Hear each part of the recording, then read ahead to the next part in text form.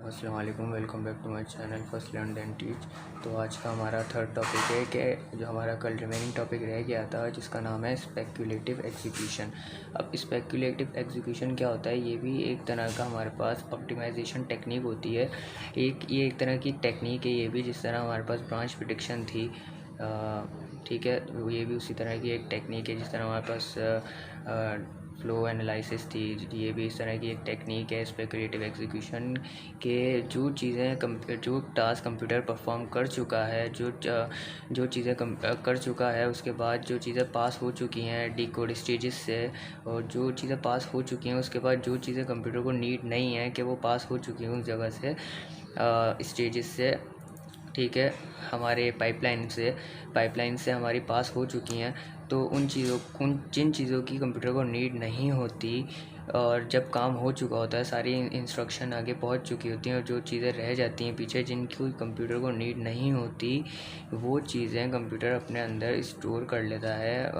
हमारी pipelining store कर लेती हैं उस चीज़ को, जो कि हमारी एक्चुअली फ्यूचर की नीड बन सकती हैं। ताकि वो स्टोर इसीलिए करता है ताकि हम डिलेज़ प्रिवेंट ना करें, डिलेज़ हमारे साथ ना हो, वो हमारे फ्यूचर के लिए बंदी रहें, ताकि बाद में जब हम उसको रिकॉल कर सकें तो वो आसानी से हमारे पास हमें मिल सकें। तो इसकी बेसिक डेफिनेशन भी ये है कि is an optimization technique where an computer system performance task that may not be needed work is done, ठीक है, before it is known whether is actually needed, so as to prevent delays that would have to be incurred by doing the work after it is known that it is needed, ठीक है। जो कि मैंने समझाया अभी सारा same वही है ये, ठीक है।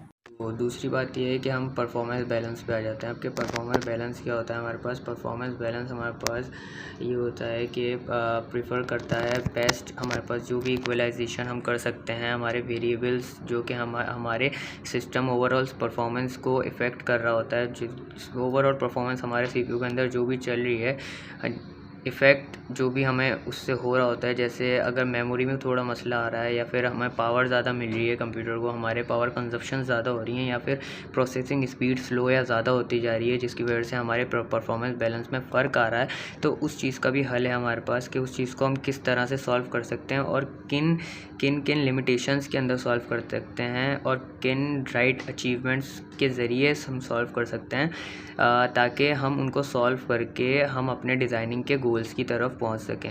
क्योंकि अगर हम इन चीज़ों को ठीक नहीं करेंगे तो हम अपने डिज़ाइन की गोल्स तक नहीं पहुंच सकेंगे। तो आगे हम डिफ़ाइन करते हैं। तो बेसिकली हमारे पास कोई 5 हमारे पास स्टेप्स हैं जिसके ज़रिए हमारे परफॉर्मेंस बैलेंस के इश्यूज़ जो हैं वो हम सॉल्व कर सकते हैं। कि identify the key performance factors, मतलब हमें हर चीज़ की परफॉर्मेंस देखनी पड़ेगी, आइडेंटिफाई करनी पड़ेगी कि सिस्टम में कोई परफॉर्मेंस मसला आ रहा है, या फिर हम कह सकें कि कोई एरर्स वगैरह आ रहे हैं, या फिर हमारी मेमोरी के अंदर थोड़े फॉल्ट आ रहे हैं, या बग्स आ गए हैं, या फिर हमारे पास एक तरह से कह सकते हैं कि वायरस आ गया है हमारे पास। सेट परफॉर्मेंस गोल्स, हमें परफॉर्मेंस के गोल्स सेट करने पड़ेंगे, ठीक है।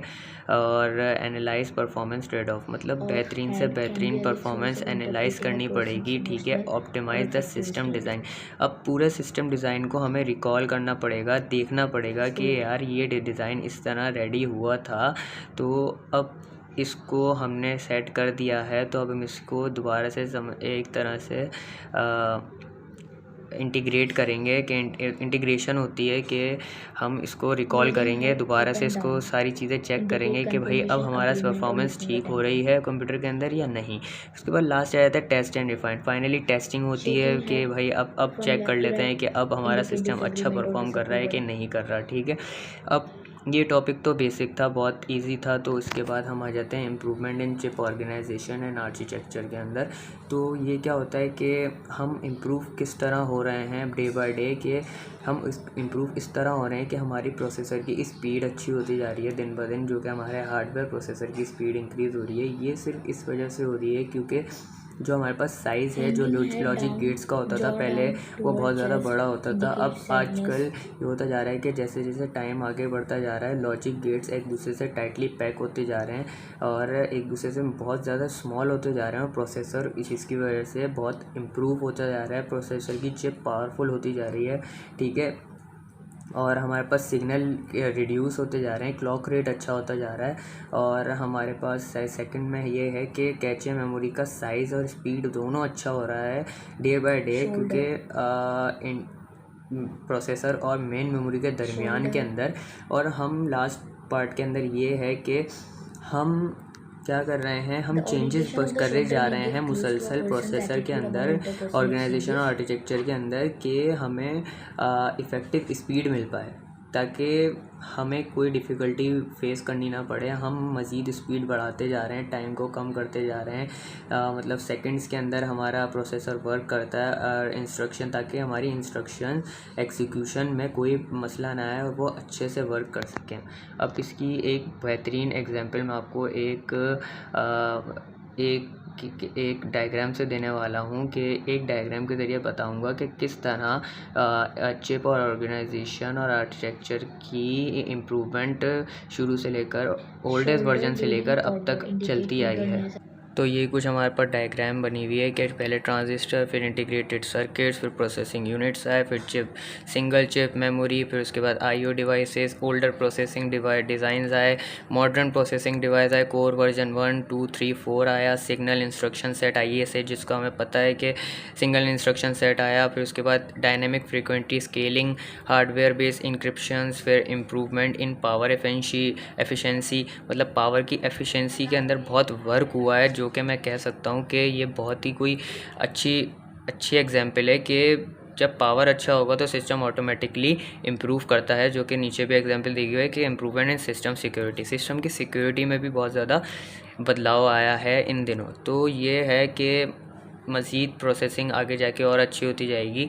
तो इस डायग्राम को अगर आप ऐसे से लेना चाहें तो ऐसे से ले सकते हैं, कॉपी करना चाहें कॉपी कर सकते हैं। आज के लिए इतना ही, थैंक यू, हाफ़िज़।